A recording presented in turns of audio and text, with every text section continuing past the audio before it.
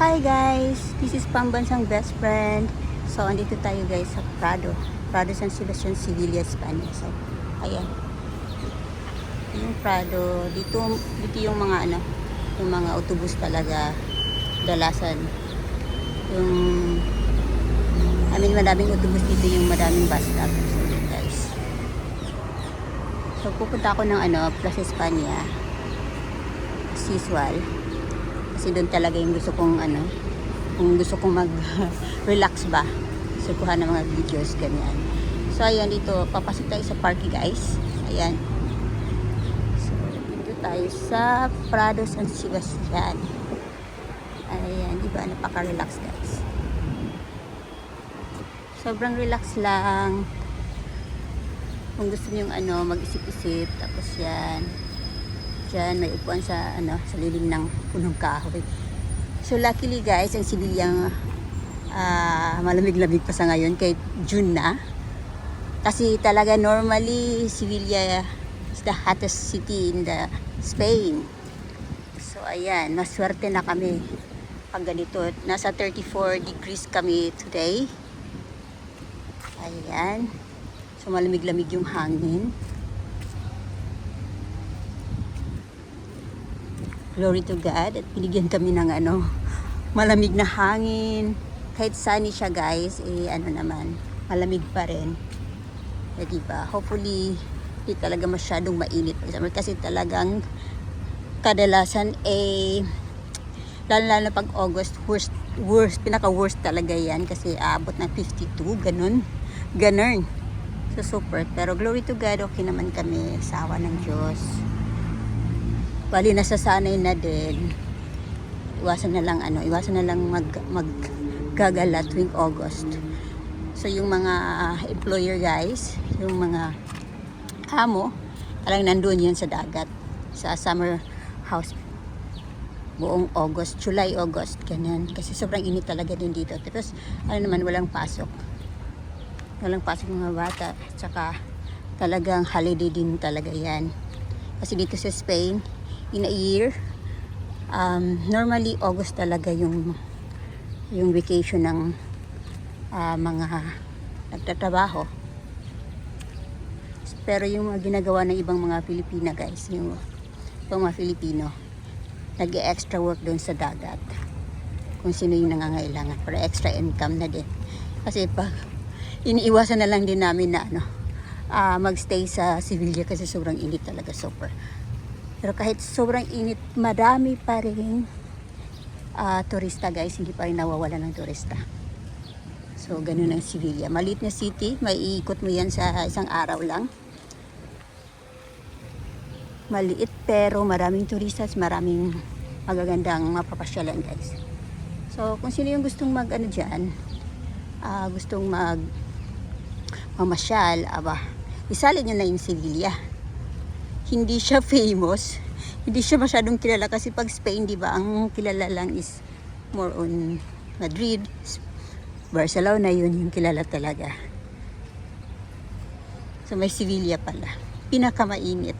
Pero maganda naman. Maganda yung mga, para sa akin lang ha. I think 12 years na ako andito sa Sevilla. Nakaka-adjust na din sa weather. Kahit pa paano, sawa ng Diyos. Talagang hindi nakakasawa yung pasyalan ng Sevilla. Yun lang din naman yung kagaganda doon guys. Ayan. So yan. Pwede din dry picnic dito guys. Yan, dyan. Pwede dyan.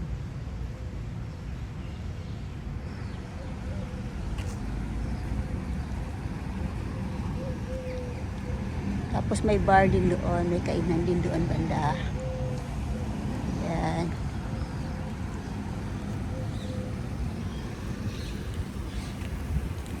Tsaka din may fountain din dito sa gilid. Diba? Yan guys. So yung building na yan, nakikita niyo, yun yung Plaza España. So yan.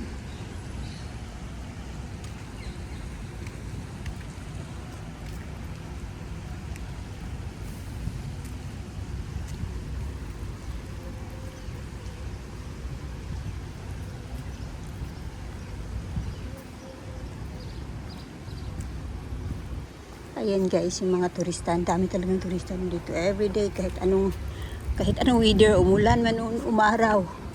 May mga turista pa rin. So ayan, yung nakapark ng mga autobus dito. Mga turista yun na pumupunta doon sa Plaza España. Wow. Yeah.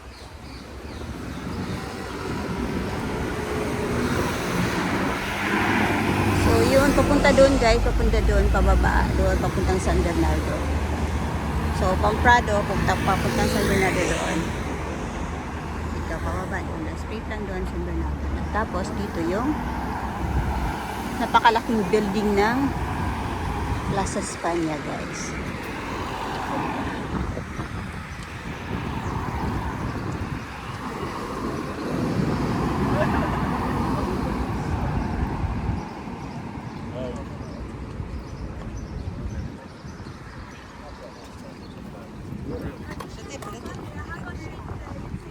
Tingnan mo, red pa pero ano yan.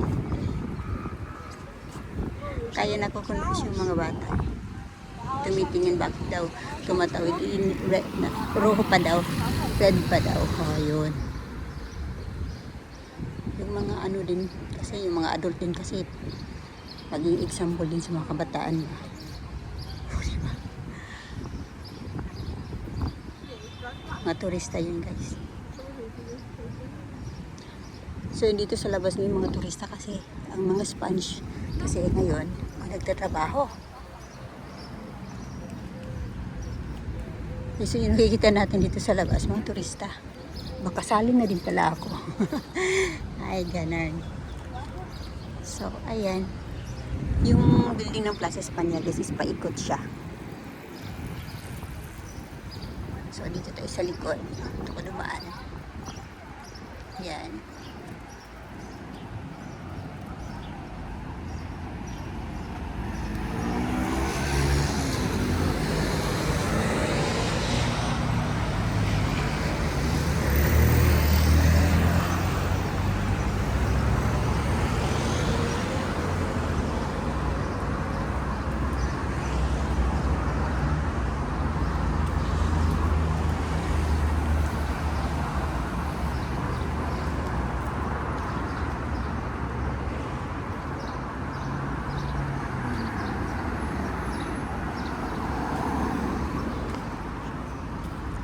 Ayan, madaming mga opisina guys.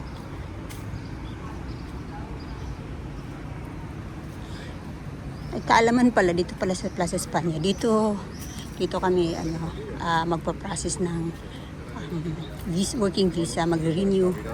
O noon nung wala pa kaming wala yung baguhan pa lang kasi dito kasi sa Spain pwede kang mag-exit. Kung nasa Europe ka, gusto mo pumunta ng Spain, pwede kasi kahit wala kang papel from the start, may pag-asa guys. Mag-antay ka lang ng 3 years, pwede ka na mag-process ng papel. Basta pagkapunta mo dito, talagang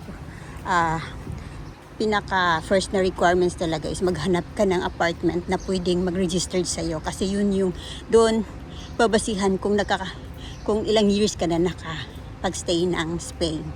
So dapat talaga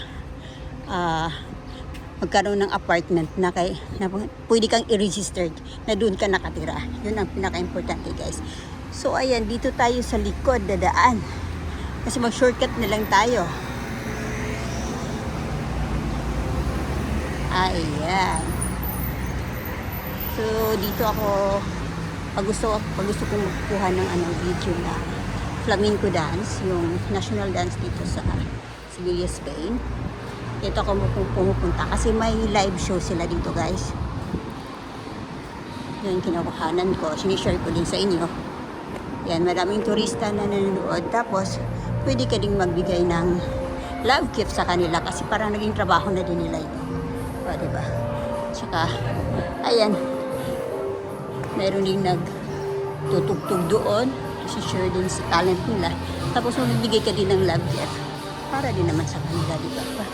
Yung hanap buhay na din nila yan guys. So andito tayo sa loob ng Plaza España na guys. Ayan. Andun siya.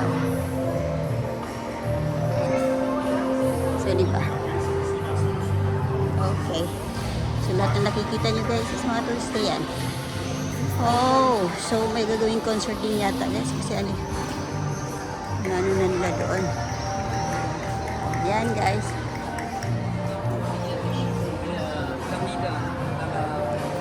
Yan. So doon banda, doon yung doon yung sa flamenco dance. Oh, di ba guys? Kami pa rin yung hindi talaga nawawala ng turista ang Sevilla. Kahit anong weather man yan. So, ayan. Ayan, guys. O, diba, hindi nakakasawa. Kahit pa ulit-ulit ako dito, magtatambay, hindi talaga nakakasawa. So, today, walang nagbubuting, guys. Ayan. So, yun, iwan ko lang kung anong event to. Parang concert din yata to. So, ayan guys, hanggang sa muli, salamat sa pagsama. Pupunta muna ako doon sa Flamenco Dance Show. Bye! Salamat!